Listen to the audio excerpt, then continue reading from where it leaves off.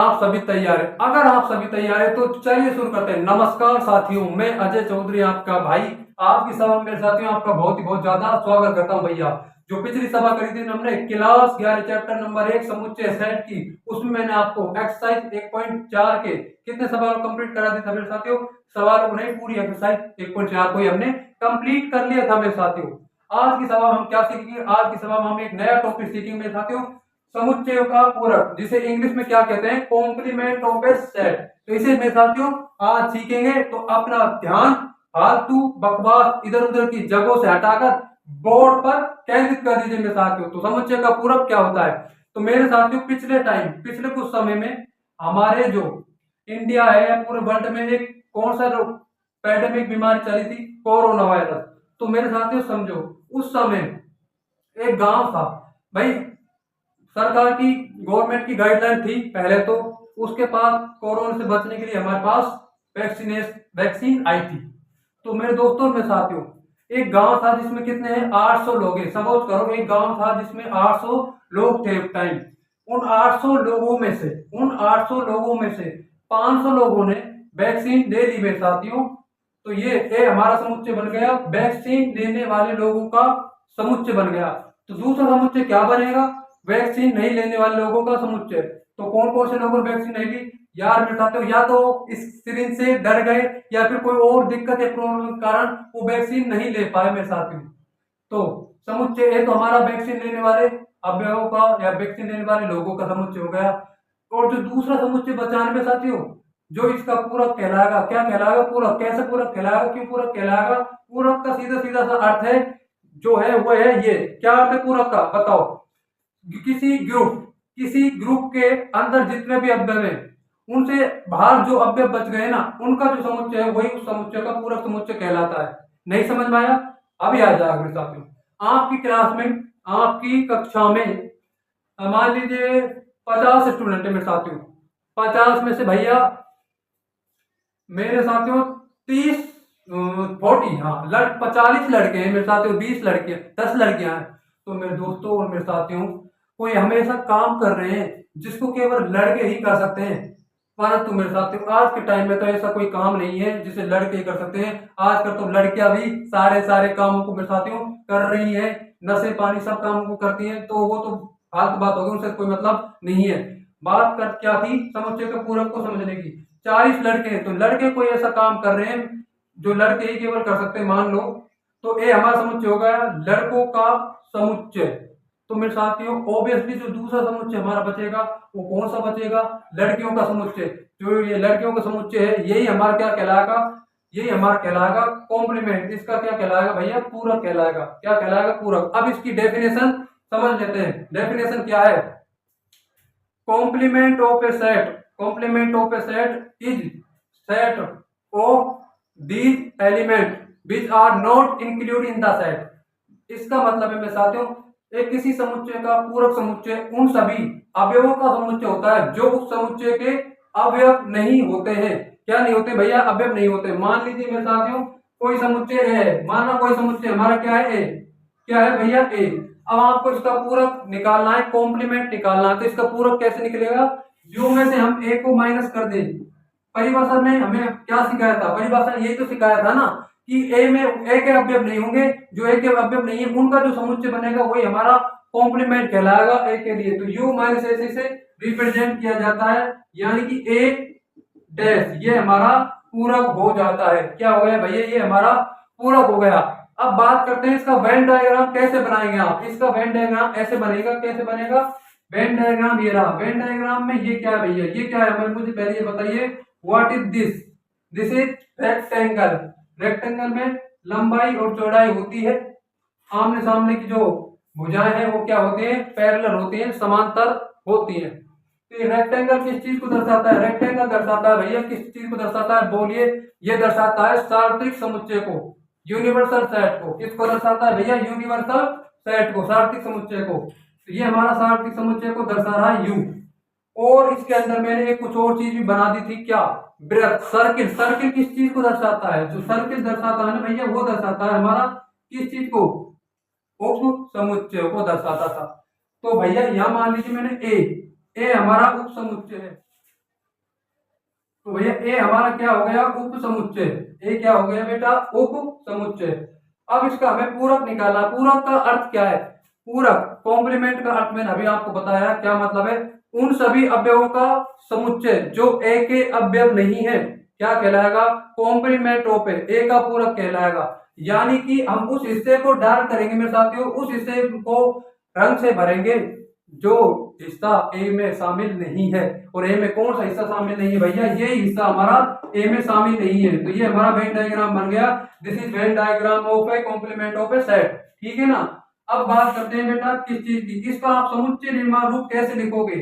समुच्चय निर्माण रूप इसका कैसे लिखेंगे, समुच्चय निर्माण रूप ऐसे लिखेंगे, क्या एक्स एक्स अवयव है जो सार्थक समुच्चय को बिलोंग करता है। हाँ, सार्थक समुच्चय को तो मेरे साथ बिलोंग करता है, परंतु ए को तो बिलोंग नहीं करेगा। तो इसका सार्थक, इसका जो सेट बिल्डर फॉर्म है समुच्चय निर्माण रूप है, वो कैसे लिखेंगे, आ जाइए। समुच्चय निर्माण रूप, तो इसका हम समुच्चय निर्माण रूप ऐसे लिख देते हैं, ध्यान रखिएगा, काम आएगा। समुच्चय निर्माण रूप, कौन सा रूप भैया, समुच्चय निर्माण रूप सेट बिल्डर फॉर्म। कौन सा फॉर्म भैया, सेट बिल्डर फॉर्म। तो लिखेंगे x colon x belong to you.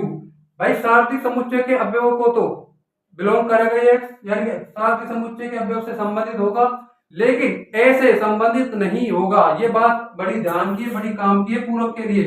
और x does not equal to A, क्या भाई, x does not equal to A. x क्या हो गया, x does not equal to A, मतलब x does not belong to A, sorry, x does not belong to A. अब बात कर लेते हैं मेरे साथियों किस चीज की, कोई सवाल ले लेते हैं, जैसे कि इसका पूरा मुझे बता दीजिए भैया, किस चीज का पूरा बताइए, अपना ध्यान इधर लेकर आइए, इसका पूरा बताइए। ए बी सी डी, ये तो है हमारा यूनिवर्सल सेट, ये तो कोई हमारा सार्वत्रिक समुच्चय है। कौन सा समुच्चय भैया, यूनिवर्सल सेट। क्या बात करते हैं, यू। ए क्या है, ए में मैंने मान लिया मेरे साथियों बी और सी है, तो what is the complement of A. A का पूरक क्या होगा, ए का पूरक क्या होगा, बी सी को हटा दीजिए सार्वत्रिक समुच्चय में से, और जो बच गया वही उसका पूरक हो जाएगा, यानी कि ए डैश इज इक्वल टू ए और डी। कहने का तात्पर्य यही है कि मेरे साथियों, किसी ग्रुप के बाहर जितने भी अवयव बचते हैं उनका जो समुच्चय है, उनका जो सेट है, वही हमारा कॉम्प्लीमेंट कहलाता है। उस समुच्चय का कॉम्प्लीमेंट ऑफ दैट सेट, उस समुच्चय का पूरक कहलाता है भैया। तो ये हमारा पूरक हो गया। अब बात करते हैं मेरे साथियों, क्या कुछ प्रॉपर्टीज की बात कर लेते हैं। कुछ प्रॉपर्टीज होंगी, जैसे कि समुच्चय के सम्मिलन की प्रॉपर्टी थी, समुच्चय के सरनिष्ठ की प्रॉपर्टी थी, तो इसकी भी कुछ ना कुछ प्रॉपर्टीज होंगी। उन प्रॉपर्टीज को सीख लेते हैं। तो क्या क्या प्रॉपर्टीज होंगी, अपना ध्यान फिर से कहीं और अगर जा रहा हो मेरे साथ फालतू बकवास इधर उधर जगह, तो उससे हटाकर पुनः बोर्ड पर लेकर आइए। Again focus. देखिए भैया, कौन सा, प्रॉपर्टीज ऑफ। अब बात करते हैं प्रॉपर्टीज की, क्या क्या प्रॉपर्टीज होंगे समुच्चय के पूरक के गुणधर्म। क्या क्या गुणधर्म होंगे भैया, पहला गुणधर्म होगा हमारा पूरक नियम, कॉम्प्लीमेंट लॉ। पूरक नियम क्या कहता है, कॉम्प्लीमेंट लॉ क्या कहता है, कॉम्प्लीमेंट लॉ ये कहता है ए का पूरक अगर आपने, यानी ए का यूनियन आपने ए के पूरक से ले लिया, तो भैया क्या बन जाएगा, बताओ क्या बन जाएगा, ये बन जाएगा हमारा सार्वत्रिक समुच्चय। क्यों बन जाएगा सार्वत्रिक समुच्चय, पूरक का क्या अर्थ है, पूरक का तो यही तो अर्थ है कि यू में से हमने ए को हटा दिया, और उसके पश्चात जब यू में से ए को हटाएंगे तो ही तो हमारा A dash complement of A set बचेगा, और जो ये कॉम्प्लीमेंट ऑफ ए सेट बचेगा, और जब इन दोनों का आप यूनियन ले लोगे, यानी कि कॉम्प्लीमेंट ऑफ ए सेट के अवयव भी मिल जाएंगे इसमें, और ए के अवयव भी मिल जाएंगे, और उभयनिष्ठ अवयव एक बार आ जाएंगे, तो फिर क्या बन जाएगा, सार्वत्रिक समुच्चय नहीं बन जाएगा, ये तो हमारा सार्वत्रिक समुच्चय बन जाएगा, यूनिवर्सल सेट। अब बात करते हैं भैया किस चीज की, ए इंटरसेक्शन ए के पूरक। अगर आप इन दोनों का पूरक लेते हो, इन दोनों का इंटरसेक्शन अगर लिया जाए तो क्या बचेगा, अगर इन दोनों का इंटरसेक्शन लिया जाए। अब देखो इंटरसेक्शन का अर्थ क्या होता है, इंटरसेक्शन का अर्थ इतना होता है भैया कि दो समुच्चय के जो उभयनिष्ठ अवयव है, जो कॉमन अवयव है, उनको एक साथ लिखना। तो ये हमें एक साथ देखो, कोई अवयव उभयनिष्ठ पॉसिबल ही नहीं है। भाई पूरक तो वही तो होता है, जो मान लीजिए ए समुच्चय, इसके जो भी अवयव इसमें शामिल नहीं है उनका जो समुच्चय है वही हमारा पूरक समुच्चय कहलाएगा। तो फिर जब इन दोनों में अवयव एक समान कॉमन है ही नहीं तो इनका पूरक फाई आ जाएगा। और जिन जिन दो समुच्चयों का इंटरसेक्शन फाई आ जाता है वो क्या कहलाते हैं, हमारे डिसजॉइंट सेट कहलाते हैं। दो set which do not have any element in common are called disjoint set. क्या कहलाते हैं भैया, असंयुक्त समुच्चय कहलाते हैं। तो ये हमारा कौन सा समुच्चय हो गया, असंयुक्त समुच्चय हो गया। अब बात करते हैं एक अच्छा नियम, बहुत काम आएगा भाई साहब, बहुत ज्यादा काम आएगा, डी मॉर्गन लो। कौन सा लो, डी मॉर्गन लो। क्या कहता है De Morgan law, complement of union of two set is equal to intersection of their complement. क्या अर्थ है इसका भैया, इसका अर्थ ये है, इधर देखिए, किधर देख लेते हैं, इधर देख लेते हैं, complement of A set, De Morgan law. कौन सा लो भैया, De Morgan law. A union, क्या भैया, ए यूनियन बी, इन दोनों का पूरक।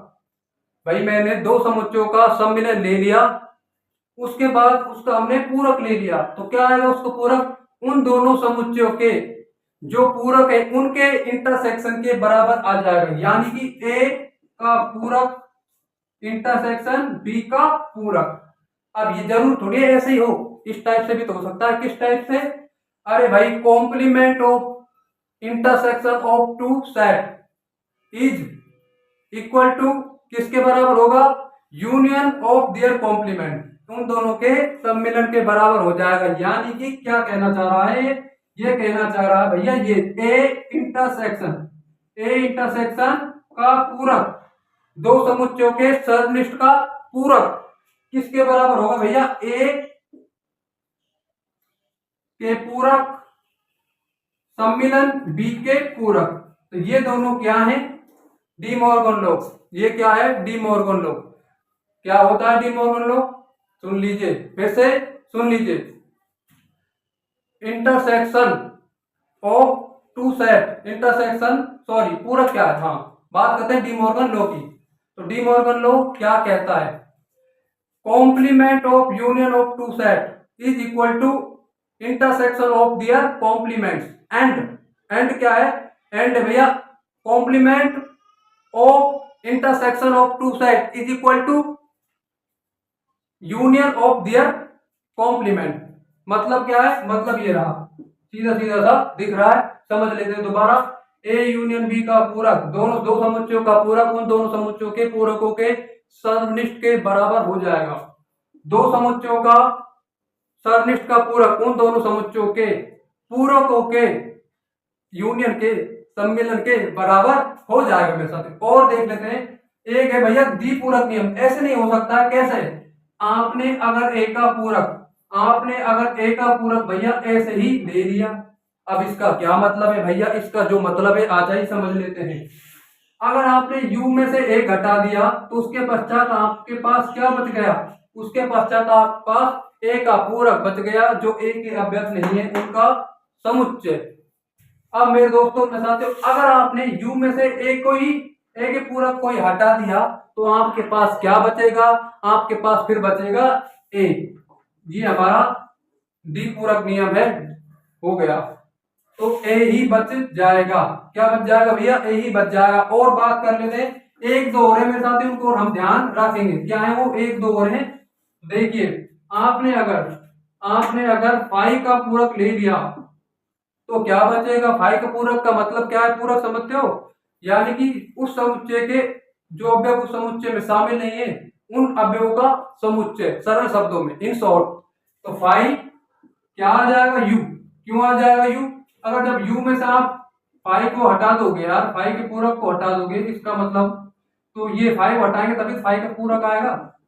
और मेरे दोस्तों और मेरे साथियों, फाई के पूरक का क्या अर्थ है, फाई के पूरक का अर्थ है, फाई के पूरक को हमने अगर हटा दिया तो हमारे पास केवल सार्वत्रिक समुच्चय पुनः आ जाएगा। अब बात करते हैं, अगर सार्वत्रिक समुच्चय में से आपने सार्वत्रिक समुच्चय का पूरक ले लिया, यानी कि u में से आपने u को ही हटा दिया तो आपके पास क्या बचेगा मेरे साथियों, फाई बचेगा। आप एक बात ध्यान रख ले, क्या बात ध्यान रख ले, वो बात ध्यान रख ले, इफ क्या भैया, if difference of two set is equal to empty set then the two set must be equal. इसका क्या अर्थ है मेरे साथ? इसका अर्थ है अगर दो समुच्चयों का अंतर, जो पिछला टॉपिक हमने पढ़ा था, पढ़ा था ना, तो दो समुच्चयों का अंतर अगर फाई आ जाए, ऋक समुच्चय आ जाए, तो वो दोनों समुच्चय डेफिनेटली 101% क्या होंगे भैया? समान समुच्चय होंगे, इक्वल सेट होंगे। कौन से सेट होंगे भैया?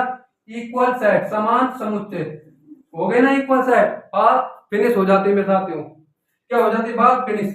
अब आपसे हम एक सवाल पूछ ही लेते हैं। किस पे पूछेंगे आप? उसका जवाब देंगे कमेंट बॉक्स में। तो क्या सवाल पूछना चाहते हैं? हम आपसे पूछना चाहते हैं एक सवाल, अच्छा सा सवाल है भैया। ए है, सॉरी, यू है सार्थिक समुच्चय जिसमें अव्यय में 1 2 3, कितने भैया? 1 2 3 4 5 6 7 8 और 9 और 10। बात खत्म हो जाती है। ए क्या है? ए आपके पास समप्राकर संख्याओं का समुच्चय, जो निम्न में आपको एक लिमिट लगा रखी है कि 8 तक ही शामिल है। What is the complement of A? A का पूरक ज्ञात करो। क्या ए का पूरक होगा? कमेंट बॉक्स में आप इसका जवाब दे दीजिएगा। तो मेरे साथियों, अगर आपको इस सभा से कुछ भी सीखने को मिला हो ना, कुछ भी, तो प्लीज ज्ञानी मैथ्स फिजिक्स यूट्यूब चैनल को जरूर सब्सक्राइब कर लें। Thanks for watching.